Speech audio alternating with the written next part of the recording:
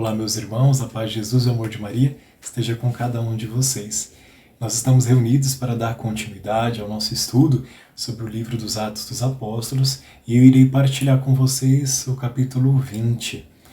Do capítulo 20, do versículo 1 até o versículo 6, após o tumulto e a confusão que teve ali no capítulo 19, por conta da deusa Artemis, com o ourive, por conta de Paulo não pregar a idolatria e pregar um único só Deus, e todo esse alvoroço, por conta da idolatria que acontecia ali com relação à deusa Artemis, Paulo se reúne com seus discípulos para fazer-lhes uma exortação.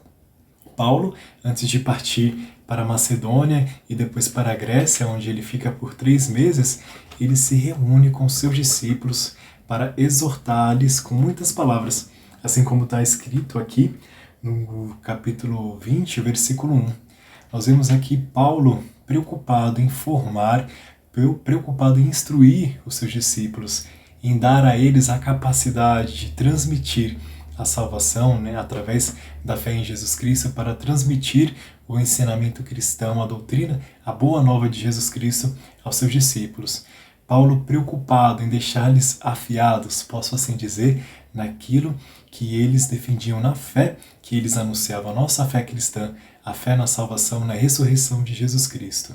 Se nós formos do capítulo 20, do versículo 7 até o versículo 12, nós já vemos outro episódio e até mesmo um milagre que aconteceu, aqui também relatado no livro dos Atos dos Apóstolos. Esse trecho do versículo 7 até o versículo 12 eu acho importante ler e nós partilharmos um pouquinho sobre o que acontece neste trecho aqui deste capítulo 20. Meus irmãos e minhas irmãs, primeiro ponto que eu acho bacana nós partilharmos em cima do versículo 7 até o versículo 12 é este primeiro termo que aparece aqui no versículo 7, no primeiro dia da semana. Parece familiar, né? No primeiro dia da semana. Hoje, para a nossa sociedade civil, o primeiro dia da semana é o domingo. E no primeiro dia da semana, no domingo, Paulo estava ali com os apóstolos, com os discípulos reunidos para partir o pão. Paulo estava com os discípulos reunidos para partir o pão. Meus irmãos, se nós pegarmos no Catecismo da Igreja Católica, no parágrafo 1343, nós vamos ver um pouquinho sobre esse termo também no primeiro dia da semana.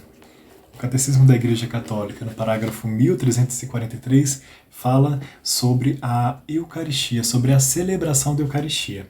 Eu vou ler e partilhar aqui com vocês esse primeiro ponto que é importante nós refletirmos sobre ele aqui do versículo 7 até o versículo 12. Era sobretudo no primeiro dia da semana, isto é, no domingo, o dia da ressurreição de Jesus, que os cristãos se reuniam para partir o pão. Desde aqueles tempos até os nossos dias, a celebração da Eucaristia perpetuou-se, de sorte que hoje, a encontramos em toda parte na Igreja, com a mesma estrutura fundamental. Ela continua sendo o centro da vida da Igreja. Nós vemos Paulo reunido ali com os discípulos para partir o pão, celebrando a Eucaristia. Assim como nós fazemos hoje, no domingo nos reunimos para celebrar a Eucaristia, para partir o pão. Nós já vemos algo que é bem presente, acontecendo muitos anos atrás, ali nos primórdios da Igreja, ainda quando a nossa Santa Igreja Católica estava ali nos seus primeiros anos, após a ressurreição de Jesus Cristo. Nós vemos o quanto é importante, o quanto foi importante essa exortação, essa dedicação do apóstolo Paulo para com seus discípulos e tantos outros apóstolos que também transmitiram a fé e o conhecimento aos seus discípulos, para que hoje, meu irmão e minha irmã, eu e você possamos celebrar a Santa Eucaristia no primeiro dia da semana, possamos dar continuidade a esta tradição, a vivência da nossa fé na Igreja Católica. Se nós pegarmos também o Catecismo da Igreja Católica, no parágrafo 1319, já vem falar sobre outro termo aqui presente neste trecho do capítulo 20, que é a palavra, estavam reunidos para partir o pão. Aqui no versículo 7, reunidos para partir o pão, para celebrar a Eucaristia, Paulo com os discípulos.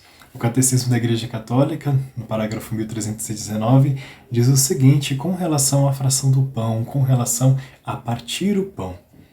Fração do pão, porque esse rito, próprio da refeição judaica, foi utilizado por Jesus quando abençoava e distribuía o pão como presidente da mesa, sobretudo por ocasião da última ceia. É por este gesto que os discípulos o reconhecerão após a ressurreição. E é com esta expressão que os primeiros cristãos designarão suas assembleias eucarísticas. Com isso, querem dizer que todos os que comem do único pão partido, Cristo, entram em comunhão com ele e já não formam senão um só corpo nele. Então Paulo, junto ali com seus discípulos, estava vivendo esta união, esta comunhão com Cristo, pão vivo descido do céu. Paulo ali reunido com os discípulos para passar-lhes um ensinamento, para mais uma vez exortar-lhes, celebrava também com ele a Sagrada Eucaristia. E isso é muito rico, é muito maravilhoso, digo assim, é muito lindo nós vemos, né, algo tão presente ali acontecendo nos primórdios da nossa Santa Igreja Católica. Outro detalhe bastante importante e interessante que eu quero partilhar com vocês e, na verdade, observar com vocês é o quanto Paulo se dedicava a essa exortação, a essa transmissão do ensinamento e o quanto isso se prolongava. Nós vemos que esse partir do pão começa ali e vai até meia-noite, e no meio desse episódio nós temos a queda do moço Eutico da janela, um milagre que ali acontece. A palavra diz que ele estava morto e Paulo se debruçou sobre ele e falou: não, a sua alma está nele. E após isso o moço levanta e os seus amigos vão para casa com este moço vivo e bem. Acontece este milagre também no meio da celebração do pão, no meio da fração do pão, e Paulo vai até meia-noite. Depois desse ocorrido, diz a palavra aqui que Paulo foi até o romper do dia, falando-lhes largamente. Então, quanto era a sede daqueles discípulos de receberem o conhecimento transmitido por Paulo. Não bastava ficar na fração do pão até meia-noite, mesmo o moço caindo da janela, acontecendo ali uma morte e ao mesmo tempo um milagre. Paulo foi até o romper do dia, falando com eles, exortando a eles, transmitindo a eles o conhecimento de Jesus Cristo. E o quanto hoje nós não nos dedicamos, o quanto hoje nós achamos muitas vezes cansativo uma missa de 3 horas. Vou dar o exemplo que geralmente até mesmo Frei Gilson pode até presidir e outros padres também se dedicam em presidir, enquanto nós muitas vezes nos cansamos, não absolvemos, não estamos ali dispostos a beber da água da salvação, posso dizer assim, a beber do conhecimento de Cristo, para que nós possamos nos formar, para que nós possamos estar ali afiados no ensinamento de Jesus Cristo e para poder transmitir a Ele também.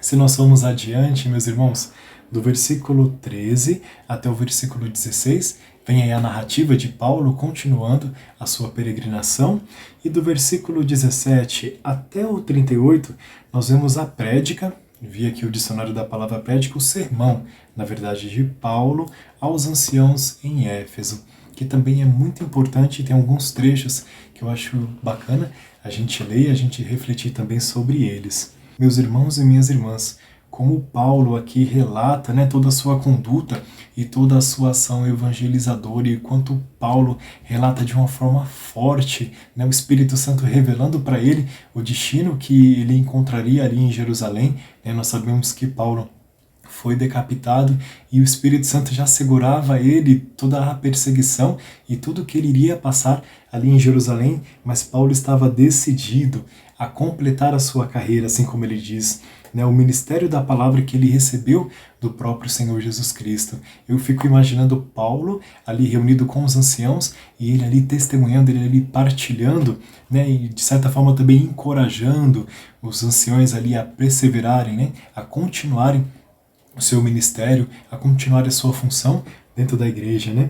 Paulo, aqui também no versículo 25 e mais um pouquinho para baixo, no versículo 26, ele dá a certeza de que em nada ele pode se sentir cobrado de que ele não tenha feito na pregação e na evangelização, dentro de toda a sua dedicação, dentro de tudo aquilo, os esforços, eu posso assim dizer, que Paulo fez, ele não tinha nada que poderiam protestar diante dele de que ele não tenha feito, o quanto Paulo se dedicou, o quanto ele se debruçou sobre o anúncio do Evangelho.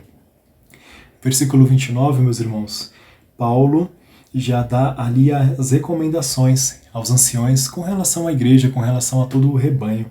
Isso acontece hoje também, né? Paulo sabia que a partir do momento em que ele não estivesse ali, aconteceria o risco do rebanho se perder. Por isso a importância dos anciões se manterem firmes, né? No cuidado com o rebanho, no pastoreio e também na transmissão de todo aquele ensinamento que Paulo se dedicou e assim como ele especifica ali durante 3 anos para com cada um deles. No finalzinho deste capítulo, se nós pegarmos o versículo 36 e 37, nós vemos Paulo finalizando o seu discurso, né, finalizando ali o seu sermão com os anciões, e a palavra diz que a essas palavras ele se pôs de joelhos a orar. Derramaram-se em lágrimas e lançaram-se ao pescoço de Paulo para abraçá-lo, aflito sobretudo pela palavra que tinha dito: já não vereis a minha face. Em seguida, o acompanharam até o navio. Nós vemos a intercessão dos anciões para com Paulo. Paulo disse que ele queria completar a sua carreira, o ministério da palavra que ele recebeu do Senhor Jesus, e para que ele pudesse concluir a sua carreira, para que mesmo sendo revelado pelo Espírito Santo que ele iria sofrer a perseguição em Jerusalém e a cadeia também, ele recebe a oração dos anciões para que ele tenha a força para perseverar na sua missão. Paulo, mesmo decidido, né, ele teve a humildade ali de abrir o seu coração com os anciões, de se debruçar ali de joelhos e receber deles a força e o incentivo para que ele concluísse a sua missão, para que ele continuasse a sua carreira, porque ali não era o fim, ainda haveria todo um trecho para que ele pudesse percorrer até chegar em Jerusalém.